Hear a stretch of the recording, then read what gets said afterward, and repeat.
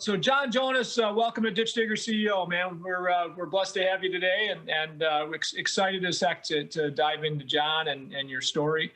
Expose some of the nuggets of what you look at as reasons for your success. And welcome, buddy. Welcome. Tell us a little bit about yourself, who you are today, and then we're going to go back and who you were yesterday. So I am a husband. I'm a father of five. I have 5 kids. I am a disciple of Jesus Christ. I always like to say that. I am an entrepreneur, and I love to be outside. I love to ski and mountain bike and run in the mountains and anything that involves some physical activity. So. Awesome. I like how you start with your family and your faith, right? That's the most important thing to me as well, right? Faith and family. So again, and I think the best leader in the history of our world is this guy, Jesus Christ, who didn't really look at, like, it wasn't looked upon as like a normal leader you would think as a leader, right? But boy, somehow he made his mark on the world like nobody else ever will again, right? So if we can emulate some leadership, some of the leadership traits that guy had, we'll do okay, right? Try, right? We try to emulate it. It's not always easy. So tell us about your business now, and I think you have 2 businesses or 1 business, whatever it is. Tell us about what they do and what creates your opportunities for the future of that business, and then just a little bit there, and then I'd like to go backwards and talk about your upbringing and all that kind of stuff. Yeah, so I run a couple different businesses right now. One of them is OnlineJobs.ph, which is the marketplace for finding and hiring virtual workers in the Philippines. And so I launched that in 2009, and it has grown every month since. Whether I do something for it or not, it kind of has a life of its own, it seems like. And so that's a really good business. On the other side of it is I teach how and why to hire Filipino virtual assistants. So often when people hire someone from the Philippines, they just have this completely different experience, and it changes the way they think about their business, the way they run their business, and the way they look at business opportunities for the future. I teach as much of it as I can because it's so good for people. So how many people do you have online currently, as far as Filipino assistants or virtual teammates? So I currently have 36 people in the Philippines that work for me personally. OnlineJobs.ph has over 1 million profiles of Filipino workers, and so Online Jobs is really just a job board where you go on, post your job. Filipino workers are going to apply to your job, and if depending on your job, you're going to get 10 to 300 applications from people in the Philippines. And so we have over 1 million Filipino workers on the site, and then we've had hundreds of thousands of employers use the site to find and hire VAs in the Philippines. And and how many do you end up retaining as far as those businesses using that service? Is it something that one or 2 times a year basis, or is something that they're on board consistently with? What's about that? So I don't know, because we're not involved. The workers don't work for us. They don't communicate with us. You don't pay them. I mean, you can pay them through us, or you can pay them through PayPal or whatever you want. We don't track necessarily who gets hired and who doesn't. It's kind of like Indeed.com, but for the Philippines. So we're just providing you the place to find and hire the people. And we do a lot of vetting of workers ahead of time, so that to try and make sure that you're getting a better experience. But then it's like you agree with the salary with them, whatever you want to pay them, whatever they're willing to accept, and then you're going to pay them that amount. We're not taking a cut of that salary. How do you make your money then? So there's a $70 upfront fee to access the database, and then you can contact all kinds of workers in the Philippines. And so if you have 50,000 users, that would be that'd be $3.5 million a year in fees, basically. Is that right? No. But if I were to do the math again, I would say if we have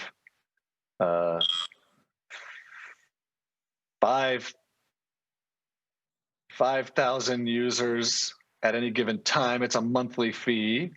Yeah, that's going to be like 2.5 million, or like 3 million a year. Yeah, okay. Something like that. Yeah. Okay, on a monthly basis. Yeah. So similar to what I said. Yeah. Cool. Okay. And then and with that, I mean, you're able to. Your job then is to make sure that you keep plenty of talent on the site, right? So people use it. What do you do to maintain that? Nothing. We don't.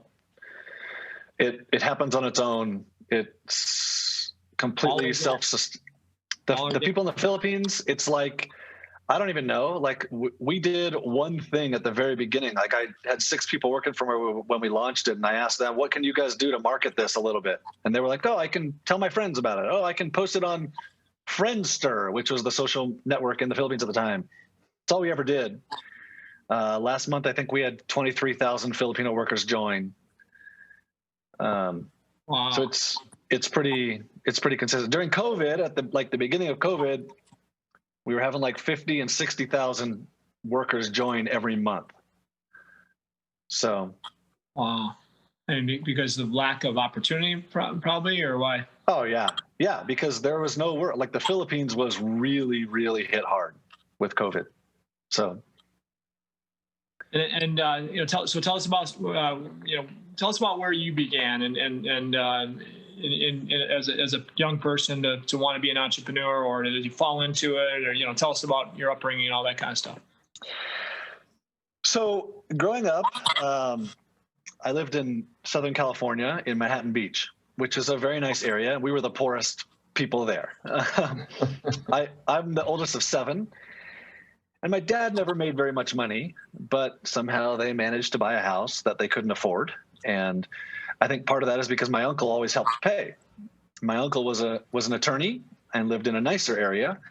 And I remember quite a few times where he would pay our mortgage or something. And I just remember growing up looking and saying, I'm going to be a lawyer, because here's my dad working a job, and here's my uncle. He's a lawyer and he has his own office, and that's way better. And so that was always my goal. And so when I was in college, I was pre-law. I studied computer science with the intention of being a lawyer with a computer science degree. And I took the pre-law class at BYU, and that was really interesting. It was just a 1-hour-a-week seminar where a lawyer or a judge would come in once a week on Friday afternoon and speak to the class. And every one of them said the same thing to us. They all said, I don't hate my job, but everybody else I know who's a lawyer does. So, but I don't hate mine. Every single one of them said the same thing. It was crazy. And I was like, I'm out. I'm not doing this. But I also knew I'm not working a job. And I had a job out of college for 10 months. And my only goal during that time was to quit the job, where I realized really quickly that the incentive structure here doesn't work for me as an employee. Like I can do really good work and get paid the same amount. I can do really crappy work and get paid the same amount. It doesn't matter. And that incentive it didn't work for me. So I spent my time building my own business. And when you start that, I mean, college, or when did you start thinking about building your own business? So you didn't want to work for somebody, you didn't want to be an attorney, what got you, moving forward? So my senior year of college is when I started dabbling. I started like trying things. That was 2004. That was 2003, 2004, and I graduated in 2004. And during that 10 months of my job, I spent time working on their stuff. And when I was done with my projects and they didn't give me another project, I'd spend time working on my own stuff. Because everything I was doing was online. I just wanted to build an online business, because an online business is totally automatable. I thought, like, oh, once you build it, then you're done. Like, then you just make money and you don't have to do anything. Mm-hmm. And obviously that's not the case, but that was like where I started. What did the online business look like back then that you were playing with and dabbling with? So the first thing I did was completely illegal. I just had no clue. We were going to build a real estate website and generate leads and have realtors use those leads and then pay us a portion based off of what the realtor, when they sold a house. And I didn't know that they couldn't do that they would get their license revoked if they did that. And so that completely failed. At the same time, I had heard about this software that would build a website for you, and a friend of mine had bought it and not done anything with it. And so I was like, well, maybe I'll give it a try just to see like what it is. And I remember I put up the software was called Traffic Equalizer, and it doesn't work anymore. But at the time I put it up, and a couple of days later I made like $2 in Google ads. And I was like, what the? And a couple of days later I had made it. I mean, like every day after that I had made $2 and then $3 and then $10 in a day without doing anything. And it was really kind of this get rich quick scheme that actually worked. You just had to do something for it. And that was what the businesses looked like back then. So that's 2003, 4, right? 2003, 4, 5, yeah. 3, 4, 5. And you know, what gave you your first opportunity to make some real money that really said, okay, I'm starting to understand the entrepreneurial thing? So in 2005, so as I started building those, using that software, I was like, okay, this isn't going to work super well long term, and it's not very scalable because it takes a good amount of work to like use this and get it up. So I started writing my own. I had graduated in computer science, so I started writing my own, and I took a different approach. I wrote this software and I gave it away for free to the rest of the internet, and it would build a website for you. And it was a crappy website, but it worked to make money. And my caveat was that every single page that it built, it was going to link back to one of my pages, because that's how SEO works with Google.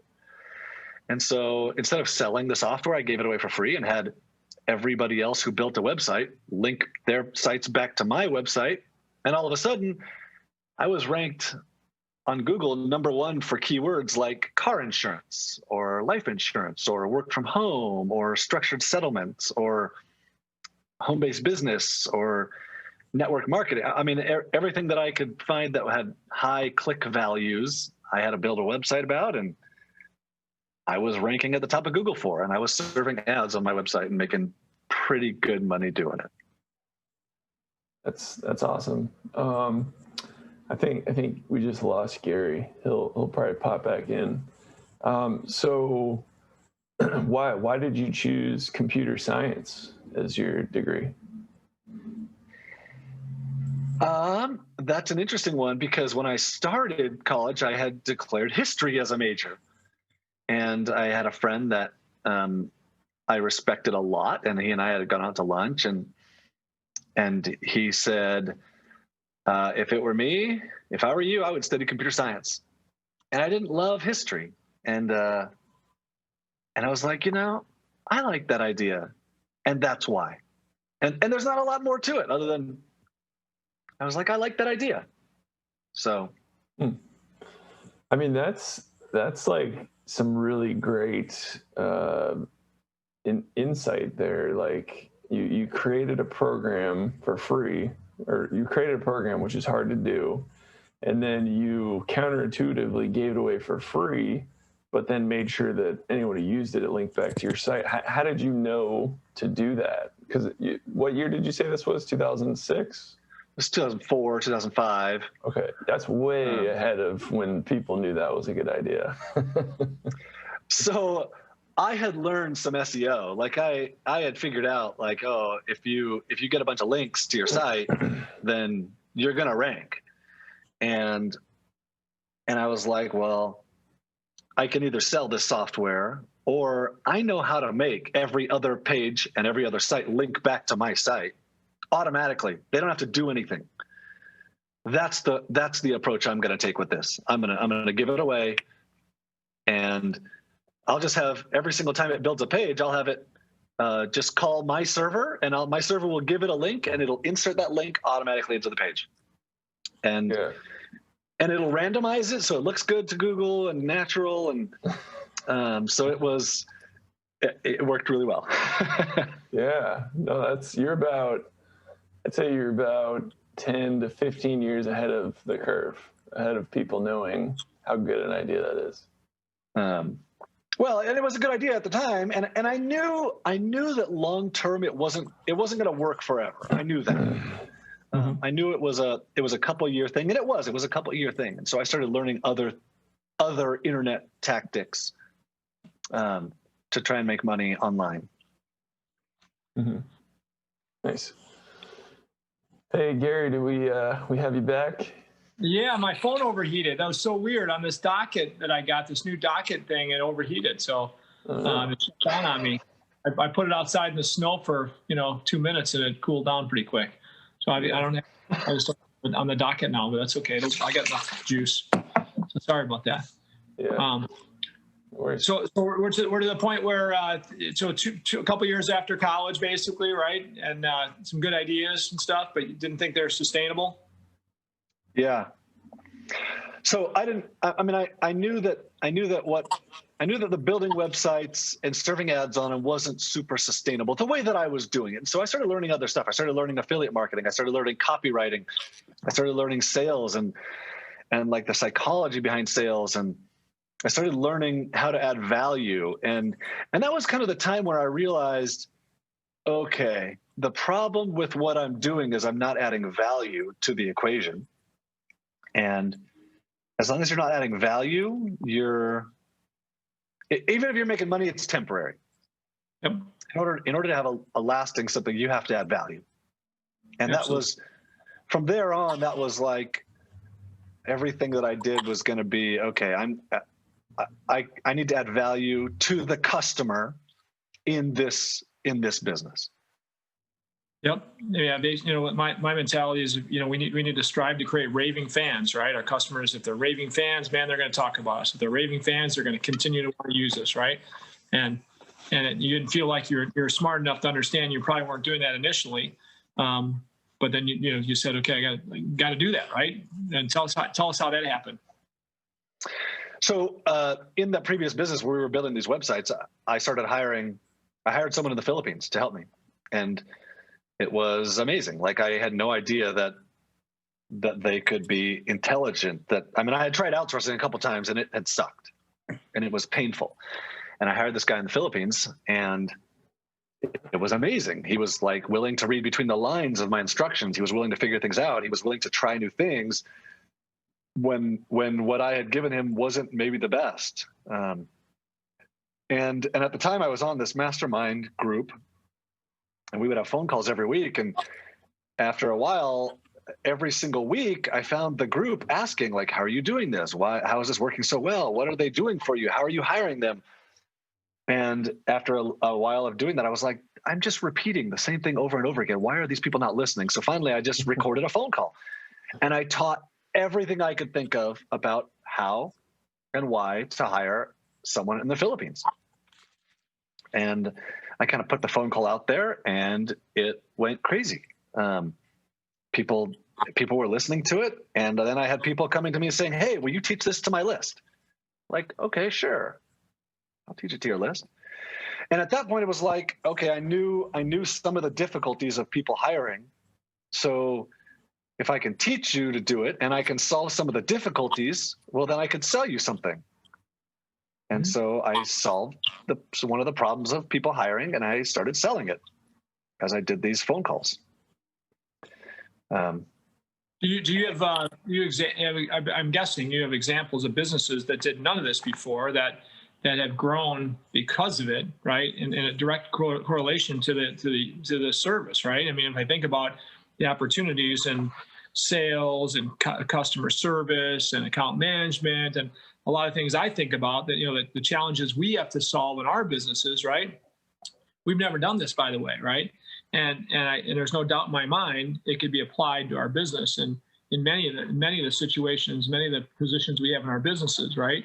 And we just haven't done it. And there's no doubt in my mind, if you have the confidence and the quality of person that could be on the other line talking to your customers and talking to your vendors and customers, boy, you got it, really, right? I mean, it's just that confidence that people initially, I think, lack for the talent you might have on the other end of the line, a country away, right? So tell us about how you teach that, John, and what you found, and maybe some good examples of businesses that have grown crazy that you've helped because of your platform. Yeah. So in terms of like the businesses that have grown, I have seen hundreds or thousands of customer testimonials of people email me. I stopped tracking them anymore because you just sent me an email that said, "Hey, I hired my first VA 4 years ago and I'm back to hire another one for the third time. Thank you so much." Like, awesome. That's so great, And some of these end up hiring one and then they hire 100 people in the Philippines. Mm-hmm. Some hire one and they stick with that one person. I mean, I met someone that said, "Hey, I hired my first VA from you 9 years ago and they still work for me. They're the only one I have." And it's amazing, right? Huh. So it's interesting in kind of what I stumbled into and why it was so good and why it took off was there's this culture in the Philippines that's different than anywhere else in the world. And I had no idea. And nobody else has any idea either. Like outsourcing, people just think outsourcing is outsourcing. It sucks, right? And that's not the case. And I didn't know that until I kind of got into this and hired these people and was like, this is amazing. Like they're super loyal. Like loyal almost to a fault, to where the first person I hired in 2005 still works for me today. And in 2005, when I hired him, he knew nothing. He was super beginner, super newbie. And since then, I've taught him and he's learned and he's learned and he's learned. And today I could ask him to do anything. I would trust him with my life today. And in a lot of cases, I do. They're loyal almost to a fault.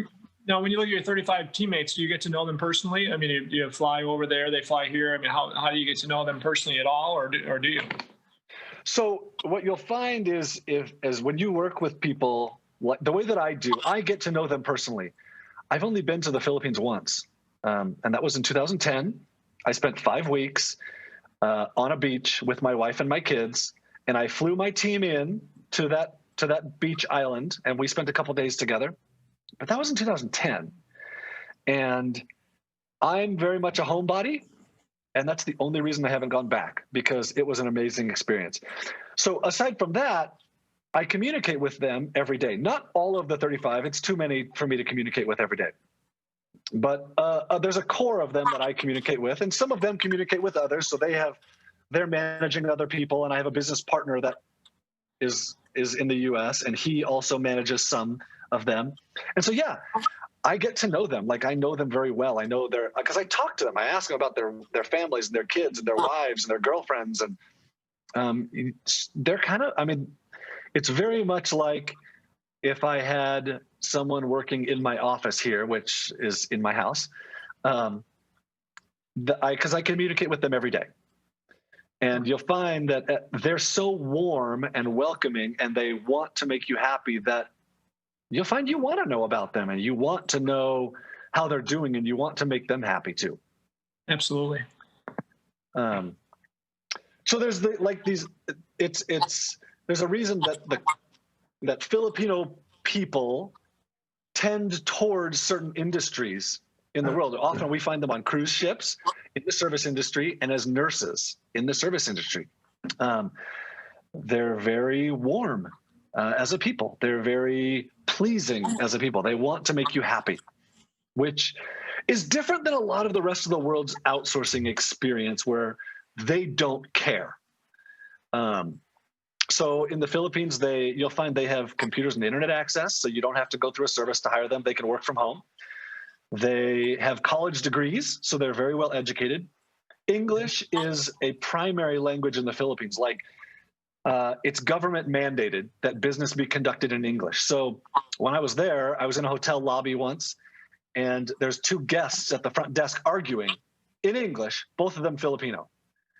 And so that's like street signs are in English. Billboards are often in English. it's so prevalent, you'll never have an English communication problem with the Philippines. Huh. And that makes a really big difference when you're a small business and you're trying to run a business and you're having someone help you, that you're not going to have a communication issue with them. Right. Yeah. So tell me about all the strengths. I mean, when you get, the executive assistant, no doubt, boy, what a godsend that could be to have a great one. Right. And we understand that. And, then you look at, let's say, account management or sales. I mean, are some of these people, if they're servant minded, right, they got to be pretty solid in sales relationships as well. Right. I mean, if people use your service for that as well. So let me just tell you about my people, and then I'll tell you about our customers and who they're hiring. So I have 35 people that work for me. I think maybe 36, maybe 37. I don't know. They do anything that can be done online, on a computer, on a website, on email. They're doing every bit of it. So this includes programming. Like all of Online Jobs has been built by people in the Philippines, programmers. Design, they did all the design work. They do graphic design, they do website design, they do user interface design, they do user experience design. They're doing social media. So I personally hate Facebook and I hate Instagram, and I don't have them on my phone, but I make regular posts because my people in the Philippines do it. In fact, we have a Facebook page for OnlineJobs.ph that years ago I found. I had no idea it existed. And I sent an email to my team and said, hey, do you guys know where this came from? How do we have this Facebook page? And one of them responded back and was like, yes, sir. I created that because I thought it would be a good idea for us to have a presence on Facebook. I hope that's okay with you. And I was like, well, it has like 2,000 likes or something, so I guess that's okay. Yeah. And since then, they have made every single post to the tune of, I don't know, like we have hundreds of thousands of followers or whatever it is on Facebook, right? And they've done all of it. I have content writers that write my blog, that write my emails. I have customer service people, a bunch of customer service people that answer all customer support. So anytime I get a question from someone, I just forward the email to my customer support team. I have an HR person. I have front end, like website developer, like front end HTML, CSS people.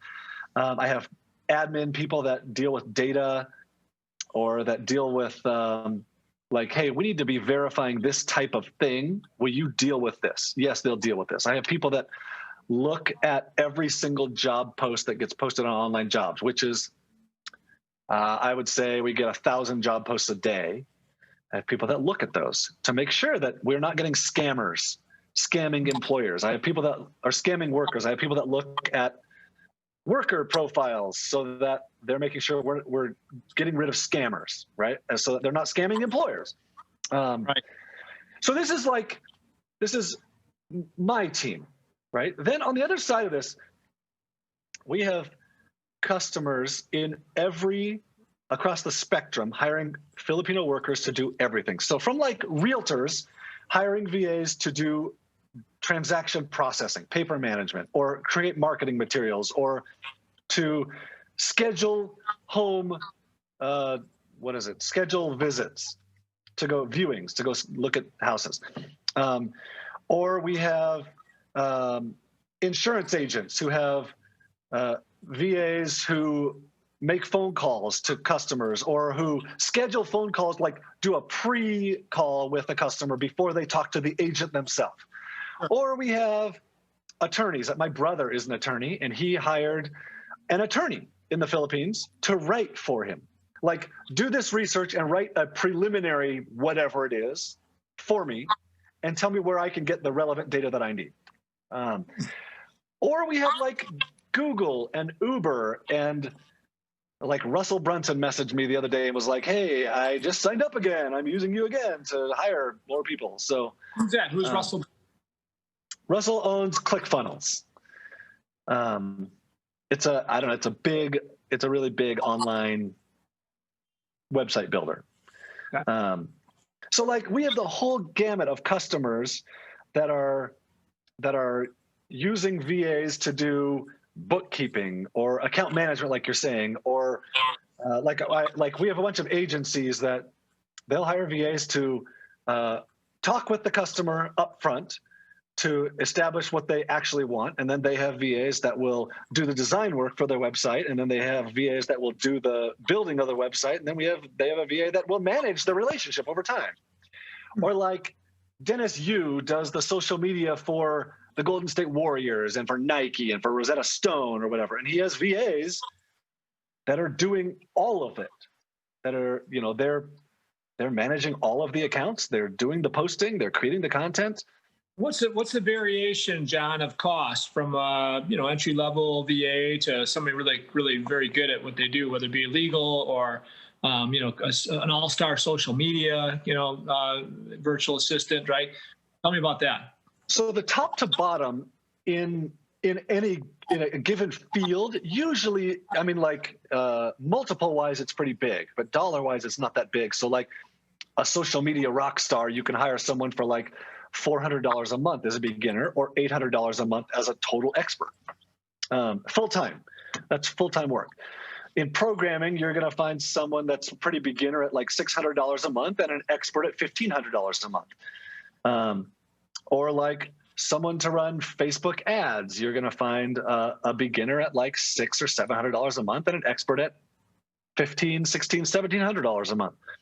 And that's kind of the range. Like you can find someone who speaks really good English to write content for $400 a month or for $900 a month. It depends on their experience, but you may find someone with the same English. Like just because they've worked longer at it doesn't mean that their English is better, right? Sure.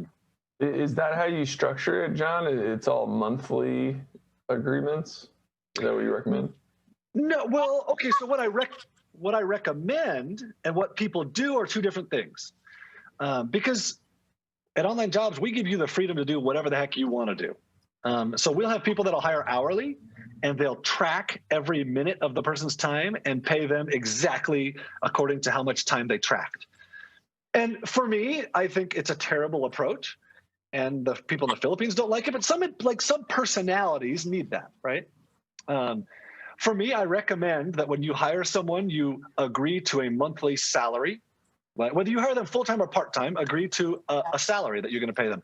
They'll be happier, and it will, for most entrepreneurs, it will change the way that you look at your business. It'll force you to stop being the grunt worker in your business and to work on your business, because now you have a commitment to this person that you're going to fill 40 hours a week of their time. So if they're not busy, then that's on you. And you have to step away from answering stupid emails, and you have to work on your business and create a process for this person, right? So I recommend you hire someone on a salary, a certain number of hours per week, 20 or 40 or whatever, maybe it's 10 or whatever. And then in the beginning, I recommend you pay them weekly for the first 2 months, because they're very concerned about doing a bunch of work and not getting paid. So if you pay them weekly for the first couple of months, then they haven't done so much work that they're scared about not getting paid. They've only done 1 week instead of doing 1 month and not getting paid. And then after that, you can pay them bi-weekly or monthly. And we have different people that work for us that get paid both. Sometimes we pay people, some people we pay bi-weekly and some people we pay monthly. Cool. That's really neat.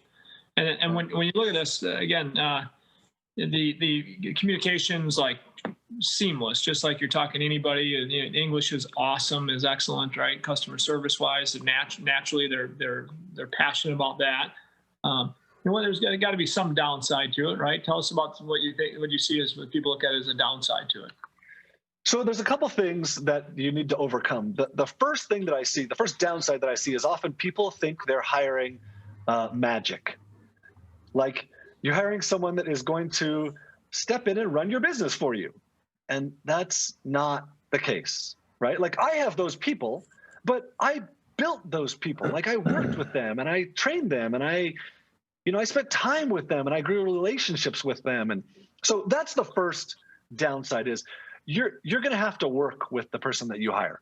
It's not going to be a magic bullet overnight. That's not what this is. Another downside is So in the Philippines, the number one issue that people run into is a VA that disappears. And the disappearing VA is almost always a case where that person doesn't. So in the Philippines, they don't want to let you down. They call it shy, like they're shy. They don't want to be embarrassed by you. They don't want to feel like you're disappointed in them. And if that situation arises where they might be embarrassed or they might let you down, rather than confronting you, which is what we would do in the US, that's our culture. We're a very confrontational culture. They're very, very non-confrontational. So they would rather just step away. And if they feel like they're going to disappoint you, they will stop talking to you. And so you can prevent this in a couple different ways. You can also, if you know about it and that person disappears for a couple days, you know, it's not that they don't want the job, that's usually what people assume is they don't want the job and they're lazy, or that's not the case. 97% of the time, it's that they don't understand how to do something. They don't like doing something you've asked them to do. They're worried that you're going to not like their work. And so if you'll approach them and say, hey, what's wrong in this? What have I asked you to do that you don't understand? What are you stuck on? You'll solve the problem immediately. And you can usually solve it up front before that happens by, one, providing training, and two, asking for feedback about your training that you're giving them. And this includes for an expert. Like you hire an expert, they still often have these feelings. And this isn't always the case, and I'm not going to say that everybody's like this, but this is generally the culture, right? So another downside is the time difference, where they're from the US or the UK, they're on the other side of the world. If you're in Australia, this is awesome, right? It's your same time zone. So how do you deal with that? So one way to deal with it is you have them work the night shift. You have them work your hours, and that's fine. When I got started, I had someone working the night shift. And after a few weeks, he said, sir, this is really, really hard for me. Like, I'm not used to it. It's hurting my life. It's affecting my family. Can I work some day shift? I was like, oh, I don't really need you to work at night. So yeah, you can work whatever hours you want. I don't really care. And what I found is by doing it that way, I will almost always overlap some time with some people. So some of them work late at night. Some of them work early in the morning. That's just their personalities. Often I will find them online at 8 a.m., 9 a.m. I'll do an hour of work. Then I go exercise with my wife, usually for a few hours, and then I'll find that a bunch of them come online at 1 or 2 or 3, and I'll spend another hour online working.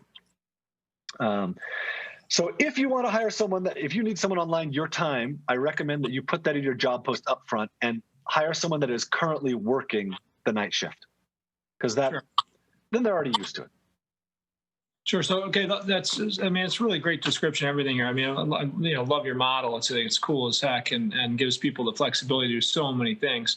When you think about, your start in 2006 and where you are today, tell us about where it's gone. Tell us about the first couple of years and maybe some struggles and, where it was tough, and the last 4 or 5 years and where it's gone to, and where you picture this going in the next 5, 10 years, right? So my story is probably different than others. So in 2007, I started teaching it, and it exploded, and like everybody wanted to know, and it was crazy. In 2008, I started building online jobs because the way we found people in 2005, 6, 7 sucked. And so I was like, I think I can build a better system for myself. I just want to be able to recruit people on my own, which we couldn't do at the time. So I built this system and put it out there. I thought maybe I'd get a couple hundred Filipinos into it, which would be awesome for me, so I could recruit people. We had a couple hundred Filipino workers in the first month. And then after that, it just kept growing. And for a couple of years, I ignored it, and it continued to grow. Online jobs. I was teaching it, which was awesome, and that's really all I cared about. And I even said to my business partner, like, hey, I think someday this thing, online jobs, could be really, really big. And he was like, well, I don't think so. But we kind of ignored it for a few years. And in 2013, I looked at it, was like, this is really big. And we should spend some time on it. And it's really crappy. Like, our software sucks and the design sucks. And so in 2013, I started focusing on it. And it continued to grow every single month. And so when you talk about like what struggles have we had with it, well, I haven't. I don't have that like struggle that I overcame that, you know, that everybody wants to hear. Like, I was completely broke and then I did this magic thing. I didn't do that. I was just really consistent over a long period of time at doing all of the things that I know I should be doing online. So like, you hear about this magic marketing technique that is like publish content. Well, I published content. I just did it over a long period, right? But also, John, you're simplifying it a little bit, because in my opinion, you know, our industry and any industry I know, if you're going to rise above the rest, you actually become the leader by teaching how to, you know, your customer how to use your product to be great, right? And you know, for us, our best customers in the Rabine group have been really they've been earned by bringing the best minds in the world to them in our space and educating them on why they should do things differently than they currently do, right? And so, you know, we've got a thing called Rabine University, and we use it haphazardly. We're not spectacular at training. We're very good at training our customers and actually teaching them all the innovative stuff in the industries that we're in, but we only do it when we're kind of asked to, right? Instead of proactively, as you're doing, right? And I guarantee that our growth in the future is going to be a direct correlation to how well we do what you're doing and what we do well once in a while when we do it, right? And so I guess what I would say is, you know, what you discovered in teaching, right, and giving and wanting to help people is you know, you started educating a market that became an awesome business to you as well. It's really cool. And I think that, you know, the best businesses that differentiate the strongest in their space are amazing at educating. And I think that's it's critical that if you're going to be great and you're going to separate yourself from the competition, you're not telling anybody about it, right? You're not teaching anybody. Your customers don't know about it. What good is it, right? So what you're doing is pretty cool, because, you know, if you could take my leaders in every one of our companies and you can teach them how to use your business efficiently, man, we would use the heck out of it, in my opinion, right? I'm confident my team would be like, oh my gosh, I could have an assistant now, Gary, because we don't allow a lot of assistants in our companies because it's expensive, right? And so we expect people to do stuff on their own unless you're one of the top few managers or leaders in our businesses, or if you're a CEO of one of our companies, yeah, you may have an assistant, right? But how much more efficient could our team be, right? If they understood that they have a budget that's accessible, right? And that it's not a $120,000 a year person that you're going to have next to you. It's, you know, it's 30,000, it's 40,000, right? I mean, I guarantee you that, you know, we would be more efficient if we learned how to use your system better, right? And I would, and myself and my board would be all over saying, wait, you can get an assistant that's going to make you 80% more efficient, and it's only going to cost you $30,000, $40,000 a year. Well, hell yeah, let's try that, right? So again, I can see where, you know, your education platform, what you do in educating, could be amazing, and I could put that in front of, you know, CEOs. I'm blessed to be CEOs with friends with many CEOs, hundreds of them, right, or thousands, and your product could help so many of them. It'd be amazing, right? And it's not like it's, in my opinion, it's not like it's taking jobs. I think it's adding jobs to that where people aren't hiring otherwise. And that's exactly what we find. Like, I mean, I get very little pushback on this at this point, but I do get some. And people are like, how can you send jobs? Well, we're not sending jobs overseas. It's a job that when I hired at first, I couldn't afford to hire locally. I couldn't do it. And so I hired overseas, and eventually I hired locally because of it. And you're right about the training.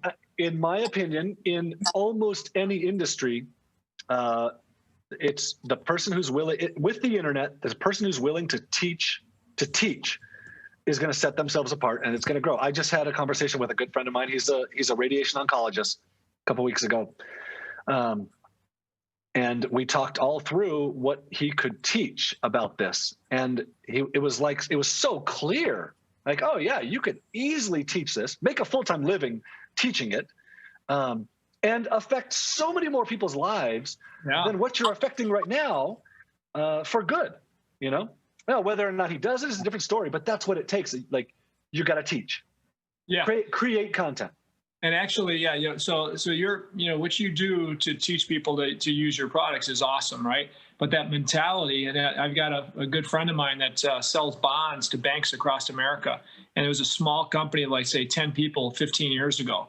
Today they have like 450 people on their team, and they're all high-end people pretty much, right? They're bond traders, they're representatives of the bank, whatever. Anyway, bottom line is they're huge, and they're huge for the exact same reason you're growing and scaling and finding success, right? Because they're the best at educating their banks across America on why they might be a little bit more to use their service, but why they're going to deliver a heck of a lot more in outcome, right?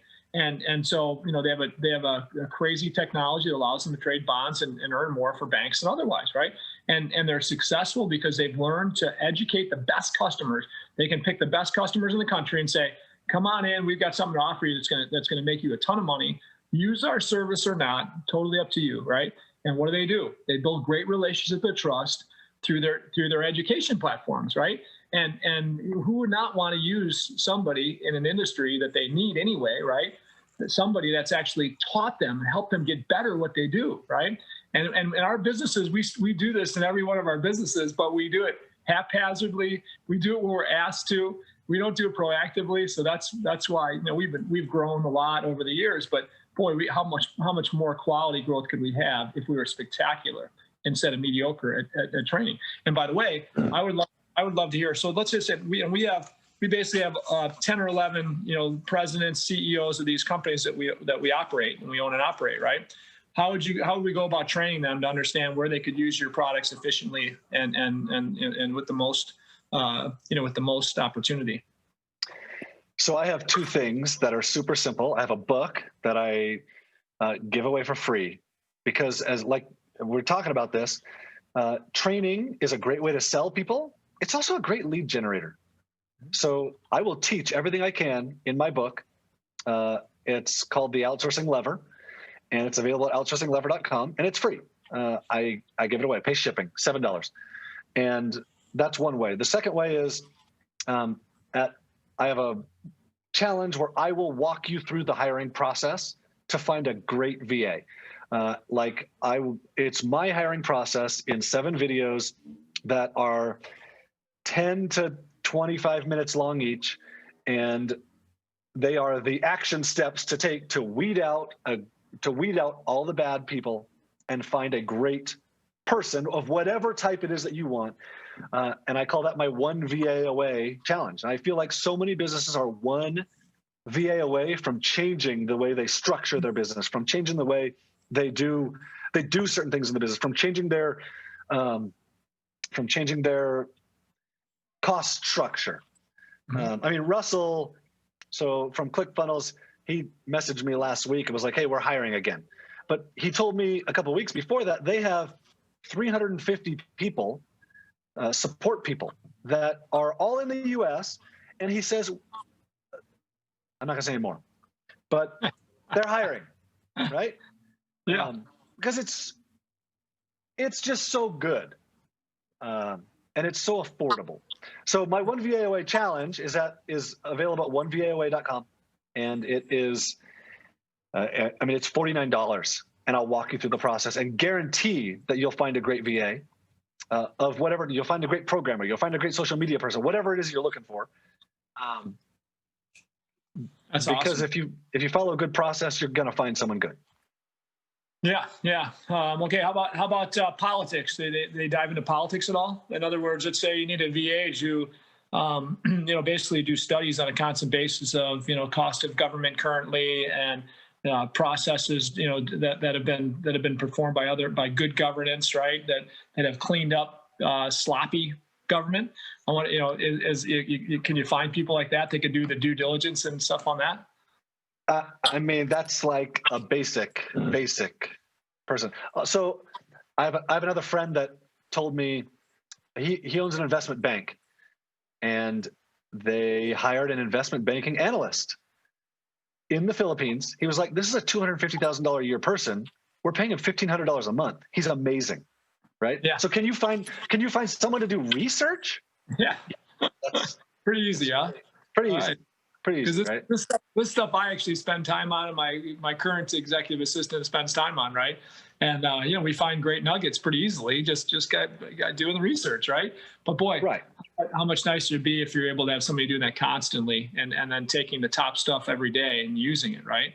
I'm actually considering a run for governor in the state of Illinois, which is would be quite a crazy thing to do. I've got a great life without that, right? So for me, it'd be kind of crazy to do it, but I'm considering it. If I do, I think of all the people I have to hire for that purpose, right? And this might be a great a niche, right, that we can work on. So kind of cool to think about. Yeah. That's really and this is one of the things that I find so often is like, as soon as people realize like, oh, there's talented, smart, honest, loyal people out there, hardworking, by the way, hardworking, who want a job, and you can hire them for $1,000 a month, $500 a month for full-time work. It opens up all kinds of possibilities that just weren't there before. Absolutely. And like I said, a lot of the jobs we talk about are jobs you wouldn't even hire if you couldn't hire for the kind of money we're talking about, right? And so it's not like they're stealing jobs. I mean, you're creating efficiency that wasn't there before. I think that's the coolest part of it, right? That's awesome. And then programmers and all that kind of stuff too. We hire programmers, and most of ours are in the state or in the States. I know we outsource. One of our companies, a technology company, we do outsource somewhere. I'd have to find out where that's at, where we outsource some of our technology building. But I mean, it's just the coolest stuff to think about. When you look at your other business, this replacemyself.com, tell us about that. And can I take one quick break, guys? Are you okay with me taking one quick break? I'm a lot older than you, John, and so I just got to take a quick break. Is that okay? You're good. Go for it. Yep, go for it. We'll just wait. Be right back. John, I got a question for you while we wait, if you're up for it. Yep. So I personally have 3 VAs from the Philippines already. I didn't get them through you, unfortunately. I'm definitely going to get my future VAs through Online Jobs. But I'm curious. Where did you get them? I don't really care where you get them. Oh, Upwork. Oh, from Upwork. So everybody in this industry, customers only flow one direction. Nobody ever finds out about online jobs and then says, "Oh no, I think I'll go pay extra for the same thing at Upwork." Right? People only hire at Upwork because they don't know that online jobs is there. Yeah. No, I don't care where you get them. Eventually, you're gonna. Yeah. Yeah, I had never heard of it. My Philippine VAs actually helped us prepare for this interview, and they're like, "Oh yeah, I'm on there." Yeah. They're like, "This is crazy. This was the first place I ever went on." Yeah. So you have some questions.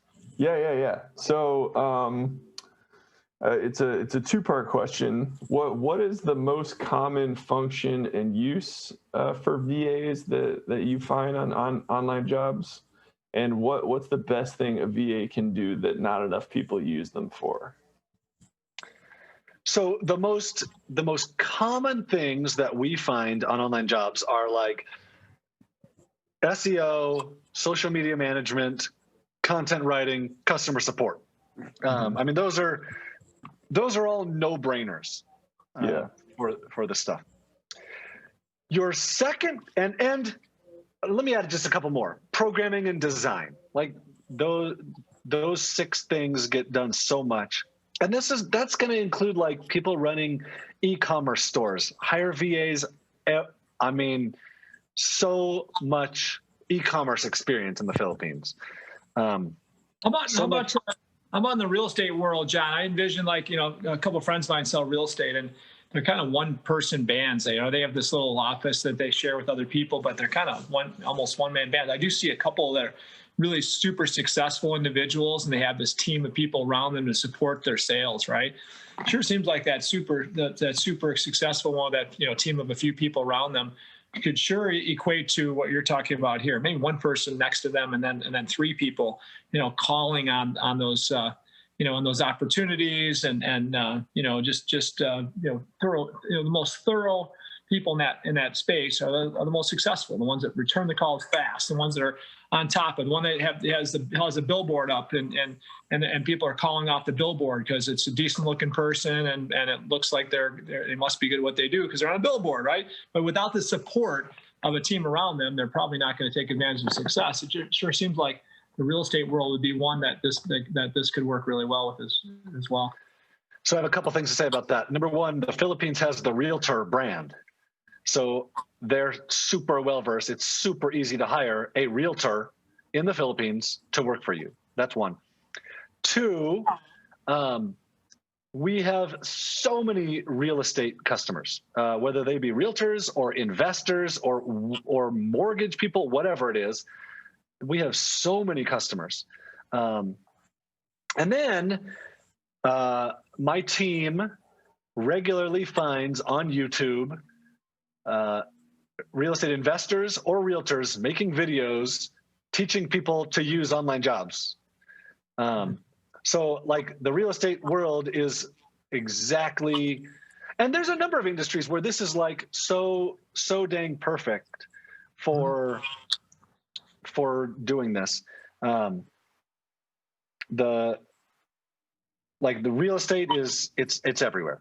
So the other thing I think about, John, is in our businesses and any businesses today, right? If you're not driving for an amazing customer experience, right, you're missing the boat. Because again, what you're looking for is really training people to understand your product so you have raving customers, right? In all of our businesses today, if we don't serve them at a level that's beyond normal, right? If we can't create an amazing customer experience, we're just kind of another number. We're just competing to be just another number, right? And it just seems like, boy, if they're, and I know I've heard this before about the Philippines, customer service focus, the passion to serve, right? It's all right there. And man, it just seems like the perfect opportunity to hire people on that customer experience side to make sure every single customer that touches your business, whether it's a phone call or actually a job that's done or whatever, if they really feel like we've gone beyond to really find out if they loved our service, right, or whatever we deliver to them, then you're going to earn a lot better customers. And I believe we do an okay job at that, but we're not spectacular at it yet, and we need to be better, right? But it just seems like that's another space that you want to be great at that customer experience. Build a team like this, right? A 2 or 3 person, depending on the size of your business. That's just ensuring that they're happier than heck, or you're finding out about a little problem that you can fix to make them happier than heck, right? Yeah, we recently did. I thought the same thing. Like, how can we treat customers better? Like, for such a small amount of money, I can hire 2 or 3 or 4 more customer service agents, and we can have the goal of responding to every single customer support inquiry in 2 minutes. Like, why would we not do that? That's so easy, right? But and part of that is because, like, when you're hiring overseas, when you're hiring in the Philippines, you don't have the same issues and the same overhead as you do here. I don't send them a 1099. I don't have government regulations. I don't pay taxes for them. I don't pay we do pay insurance now because we added that a couple of years ago. But I don't have all of that stuff that you have here in the US, right? But it's still a tax deduction. It's still the same wage deduction for me. It's not a wage, it's a subcontractor, right? And it just makes it so easy to say, like, oh yeah, I'm just going to add a couple people to this situation where it makes sense to add people, and it really improves the customer experience. Well, I love it. So the other question was, what's the most underutilized? Mm-hmm. Sorry, while you were away, Chris asked, what's the most underutilized thing that people could be using VAs for? So it is interesting that people often feel like, oh, I can't get someone skilled.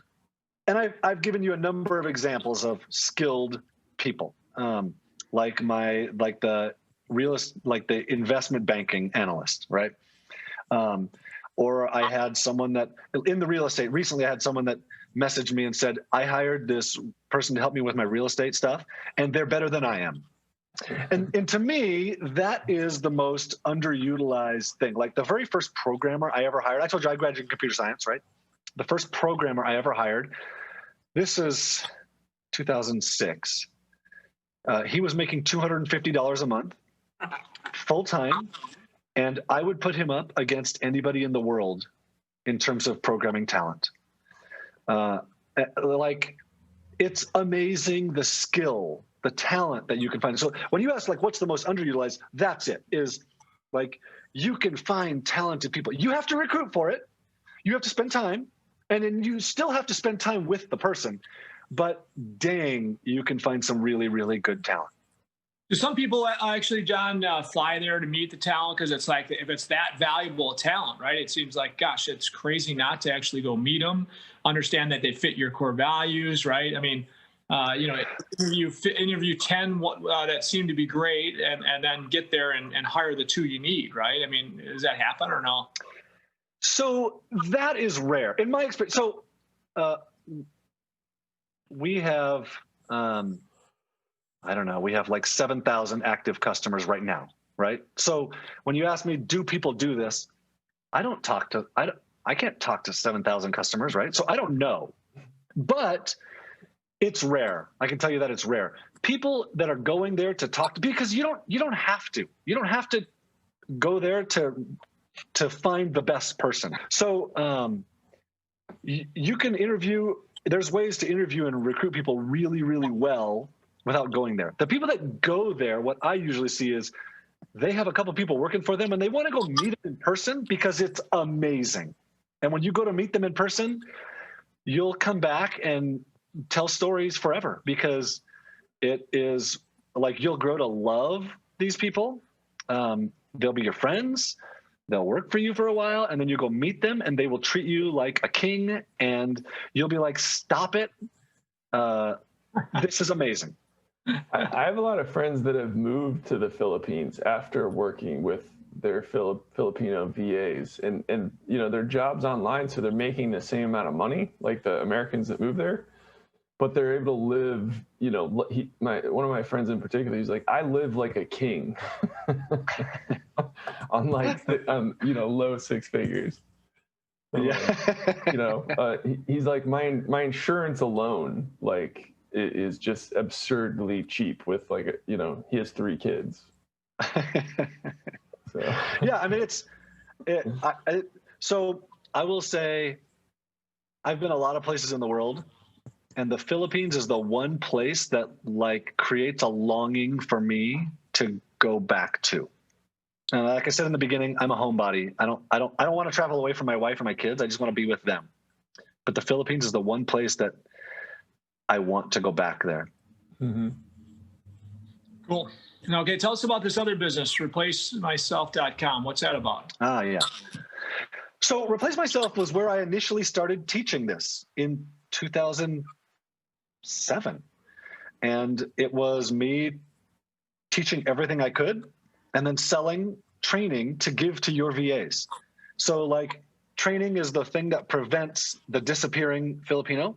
It's part of their culture and it's super important to them. So I would teach it and then sell my training intended for a VA to you to give to your VA that you hire. I did that for a long time. And then when I started focusing on online jobs, I still did Replace Myself, but I lost track of the training itself. And after a couple of years, I realized the training that I'm selling is not kept current. It's not up to date. And so I stopped selling it. I don't want to sell something that isn't great. And so I took it down. It's not for sale anymore.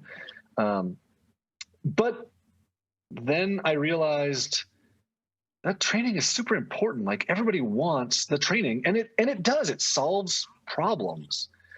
So I'm right now creating the training again for you, so you can hire a VA.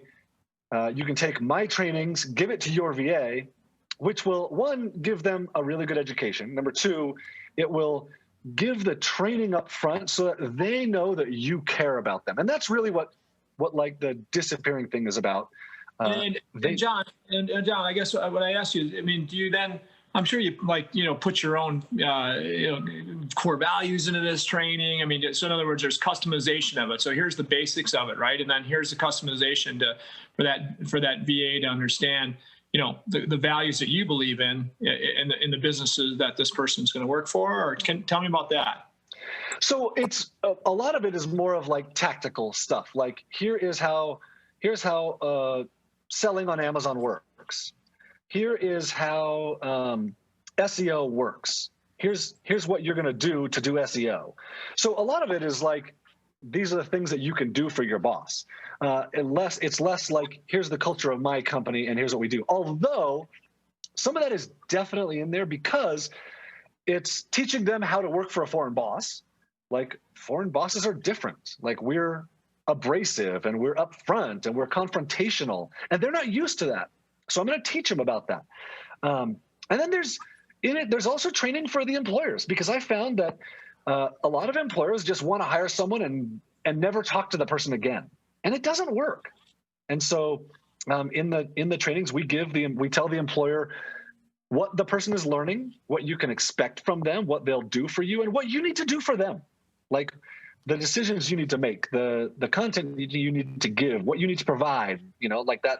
All of that stuff is there too for the employer. So it's less of a like, here's the culture of our business in how we do customer support, and more of a, here's how customer support works. Here's how you can solve problems. Here's how to get better at this.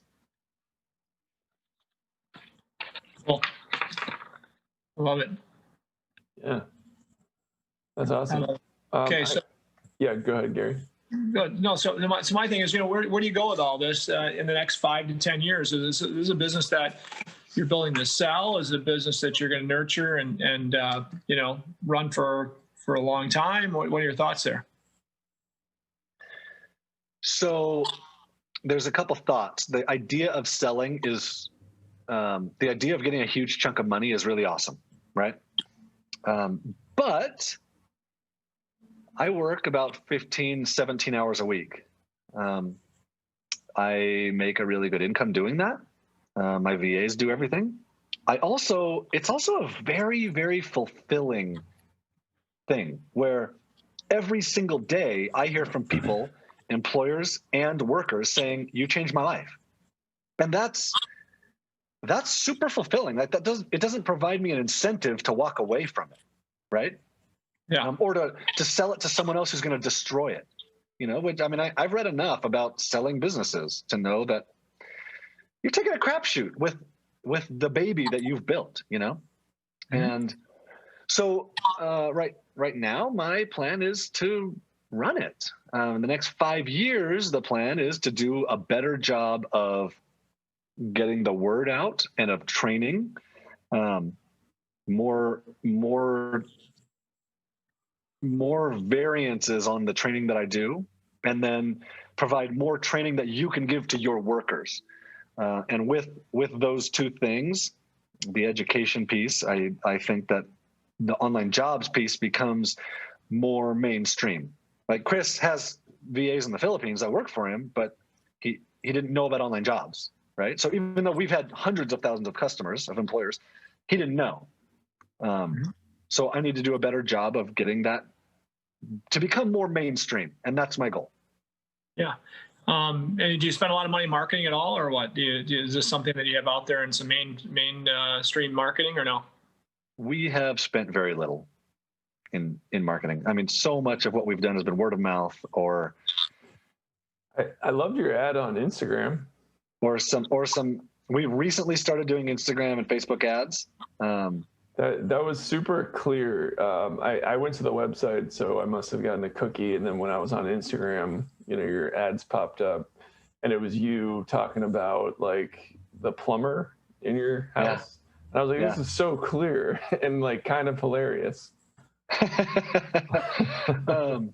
Yeah, and that's right now for me. That's my goal this year, is to get the ads in a better place. Like I want I want to be able to upfront on the front end run millions of dollars of ads and have it return zero. I don't need any return on that money.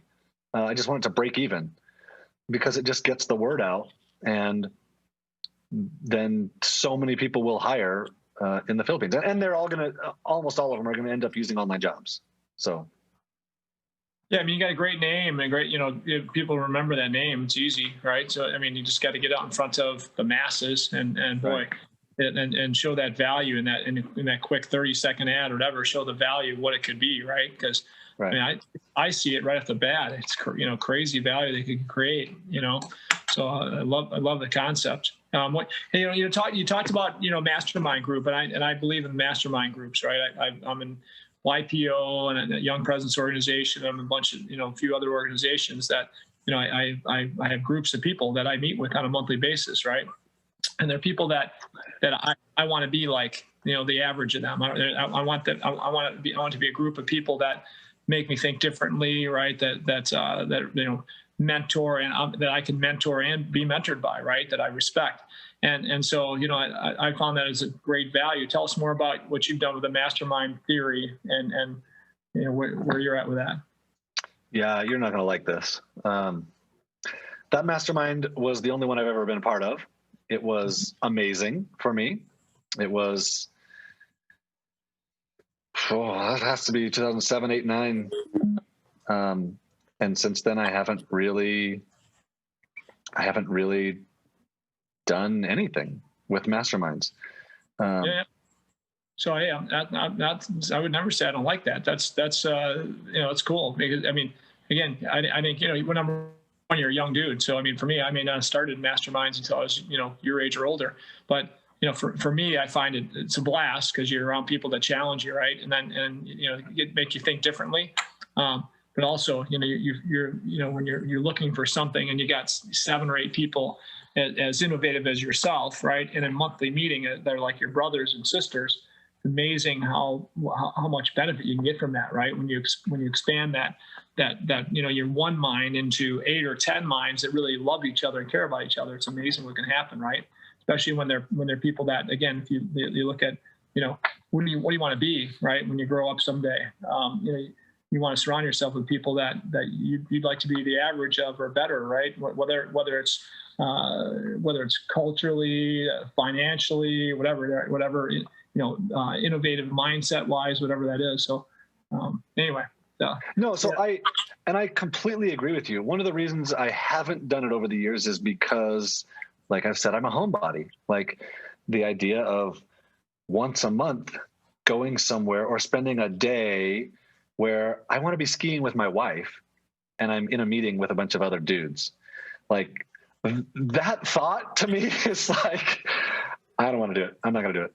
It's awesome, and it's awesome that your family, your family knows that that's how you think, because that's rewarding to you as your wife, your kids, your family, right? So that's pretty cool. Yeah. To know what you want, right, and don't want. I mean, even though it's a value, right? How much value is there, and is it enough value that it replaces that value of that? You're building a relationship with your amazing wife, right, and your kids. So I'm sure I could increase my income. Yeah, but you got to put in a value, right? What's that value pyramid, right? If it's faith and family first, where's income come in? Yeah, you got to raise that family and support that family, so it means something, right?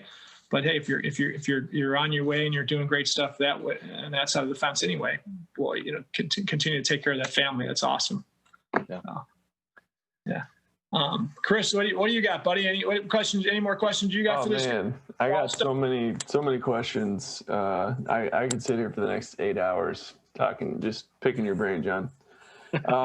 My most pressing question, I would say, and it's actually 2 questions, but I imagine they both have the same answer. You said that you work 15 to 17 hours per week.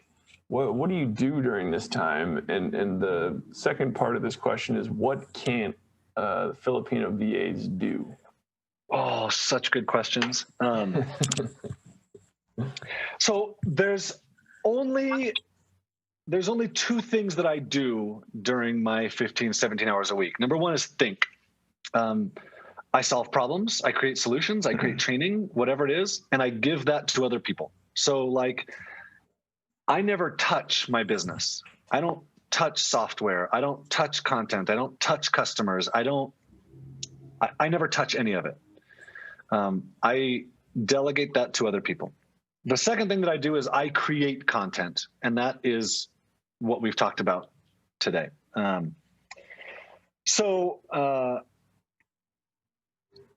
was the second question? What can't the VAs do? What can't the VAs? Such a good question.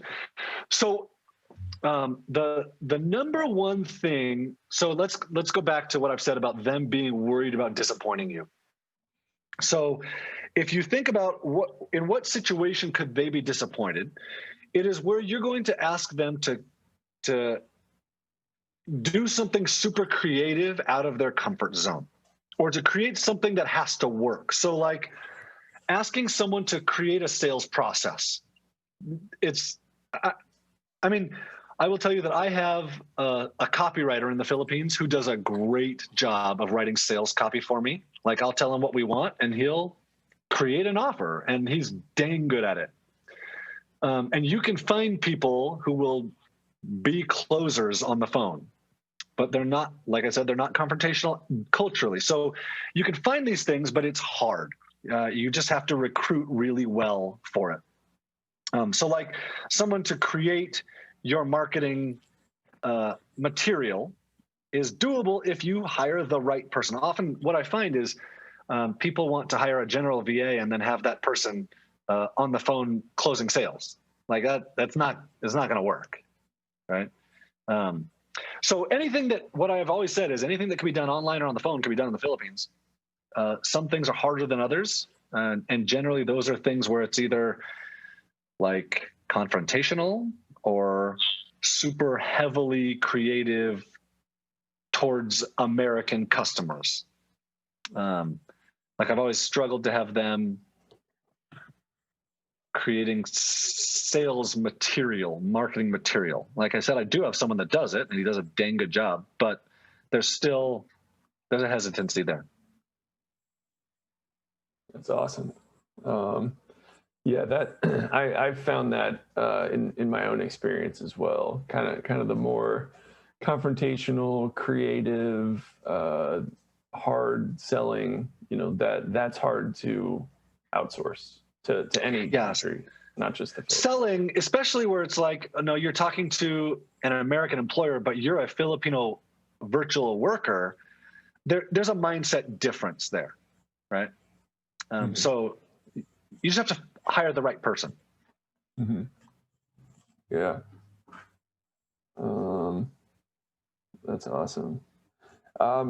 Do you or any of the online jobs users ever run into any issues with employee contractor distinction?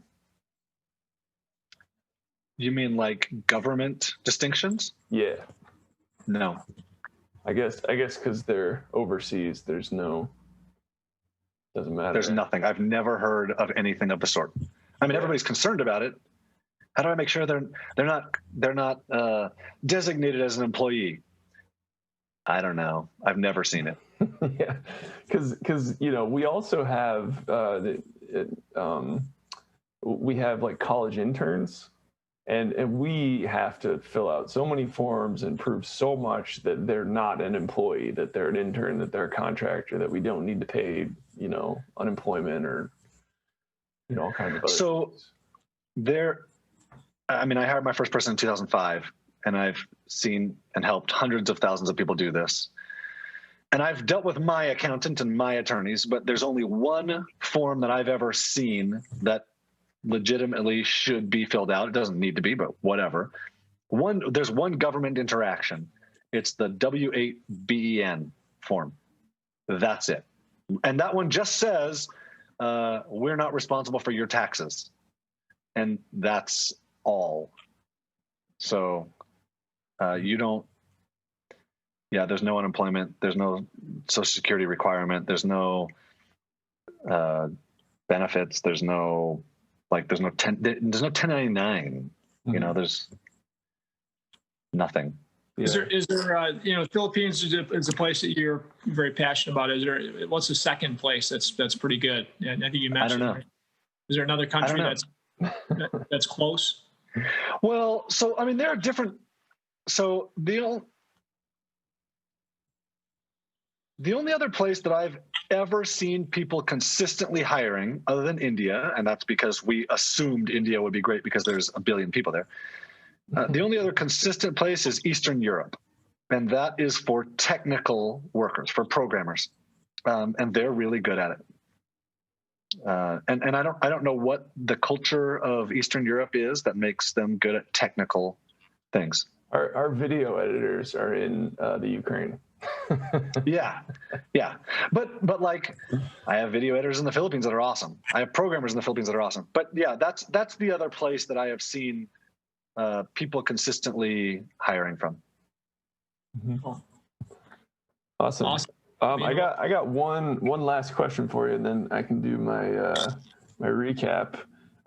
For everyone listening to this who if they're a tenth as excited as I am, then they're going to sign up immediately. What's the easiest place to start with a new VA? Like, let's say I'm a beginner entrepreneur. I'm doing everything myself. I'm working 80 to 100 hours a week. What's step one? Perfect. Okay. So the answer that most people will give you is find something you don't know how to do and outsource it. And that is a terrible, terrible answer.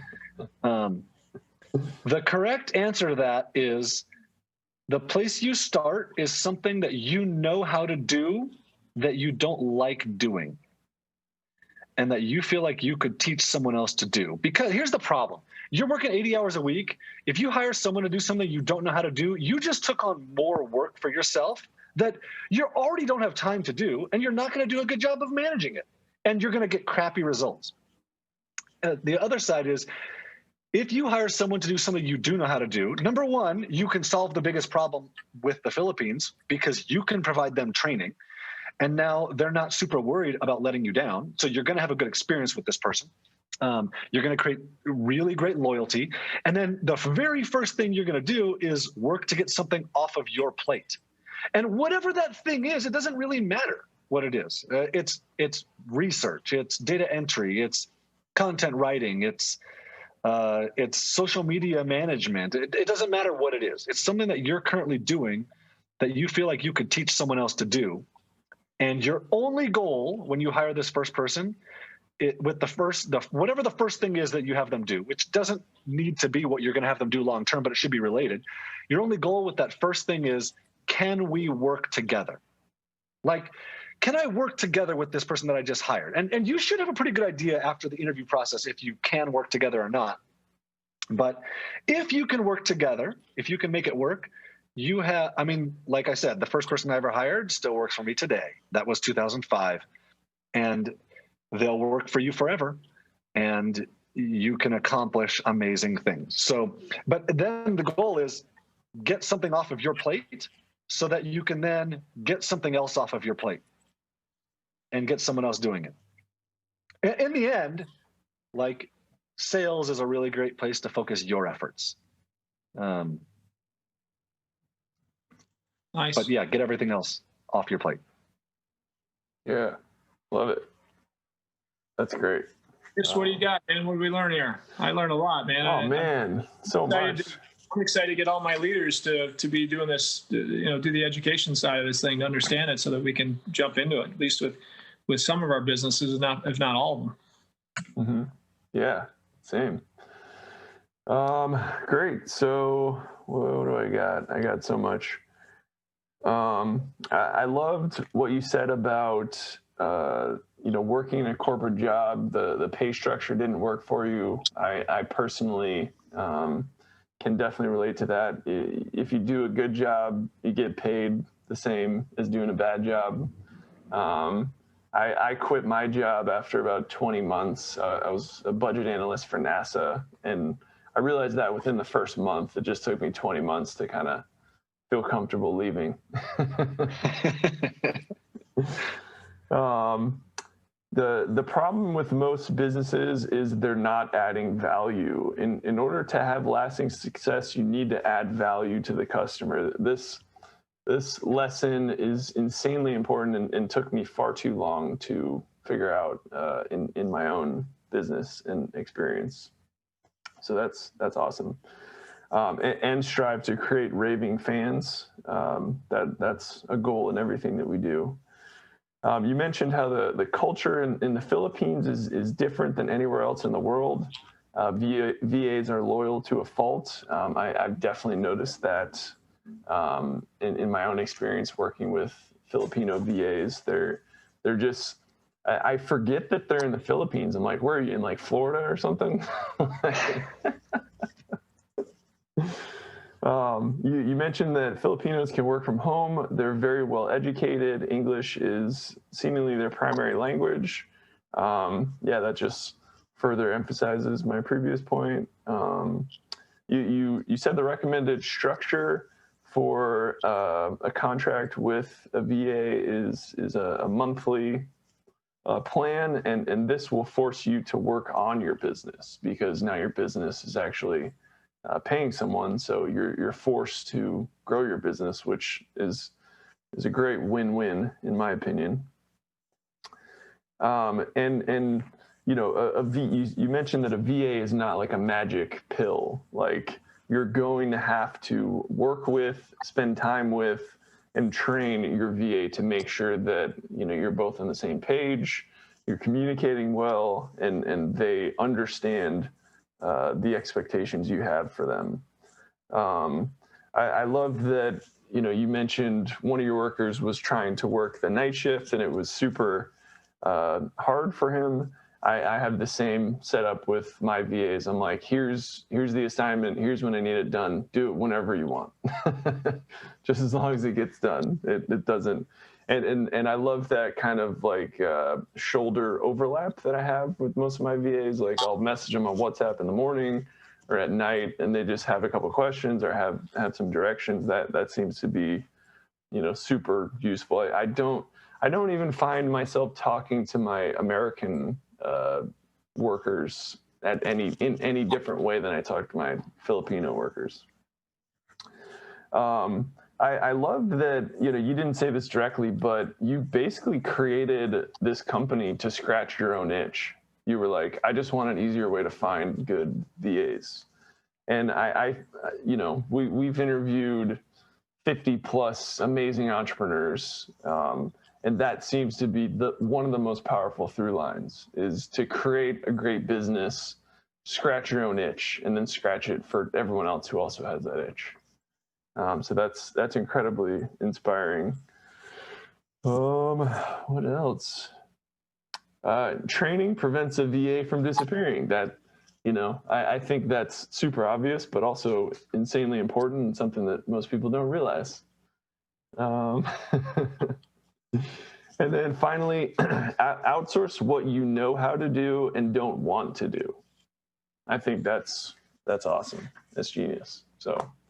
Well, I pick up two things there, kind of overlap a little bit there, Chris. Number one is, you know, training, you know, your employees or your subcontractors, right, is going to keep them closer to you, right? When you invest in them and through training, they understand you better. It's a win-win. I mean, you know, the better you train your teammates, whether they're subcontractors, vendors, or their employees, right, the stronger you're going to be.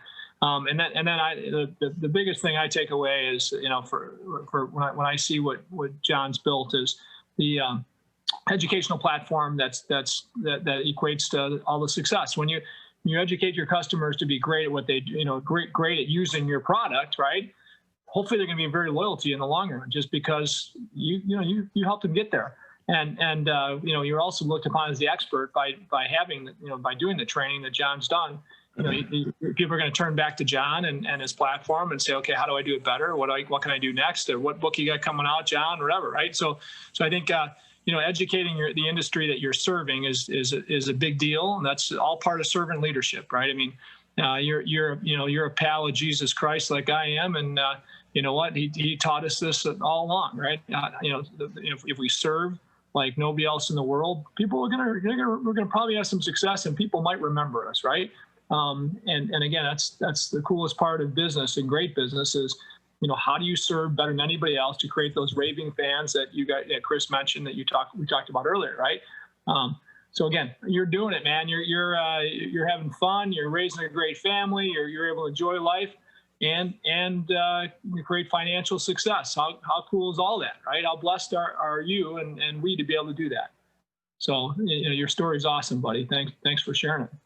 Yeah, thank you. I appreciate it. It's been so dang good for me and for my family and for my kids, and it's been and for the people in the Philippines. The whole thing is so good. I love it, and that's partly why I'm a passionate person, just in general. But I'm passionate about this. Yeah, that's awesome, John. Where should we send people to find out more about you, all your services, your training? So onevaoa.com is the place to find I'll walk you through the hiring process. Number one or spelled out? ONE. I should buy the other one though. That's a great idea. And then outsourcinglever.com is my book, and OnlineJobs.ph is the job board where you're going to hire people. Awesome. And if you want to find, I told you guys I don't have social media on my phone, but I make social media posts. I just don't do it. My VAs do it. And if you want to contact me, you can contact me on Facebook or Instagram, whatever, and they will take a screenshot of your question or whatever, and they'll email it to me, and I will respond to you directly. Yeah, nice. Awesome, cool. Well, thank you so much for spending the time with us. This was really, really exciting. This was even more insightful and motivating and exciting than I thought it was going to be. So awesome. Really, good. Yeah. Kind of got my creative juices flowing here. Good. Well, thank you very much. I appreciate it. It's been good. It's been a different kind of interview than what I usually do. This has been awesome. You guys are good at it. Oh, thanks. Yeah. We're super passionate entrepreneurs. And we love, talking to like-minded folks. It gets us excited, and we feel like it gets our audience excited as well. Cool. Excited and motivated. Yeah, cool. So cool. All right. Well, I think Gary might be popping back on just to say bye. I spent a lot of time in Park City. My dad was out there. Yeah. Oh, really? Yeah. So I kind of grew up out there. Oh, sweet. Yeah. Hey, if you're out here and you want to get together, let me know. Hey John, you just offered that to the wrong guy, man. I'll be out there next week. You got a place for me to sleep and everything, or what? Wait, come on. Wait, why do you stutter like that? My house is 12,000 square feet, so you got room for me then. All right. I got room for you. If you want to come here, I have extra bedrooms that have beds. How far are you from the ski areas? So we have passes at Alta. We're 40 minutes from Alta. Dude, Alta is my favorite place. Alta Snowbird is my favorite. Yeah.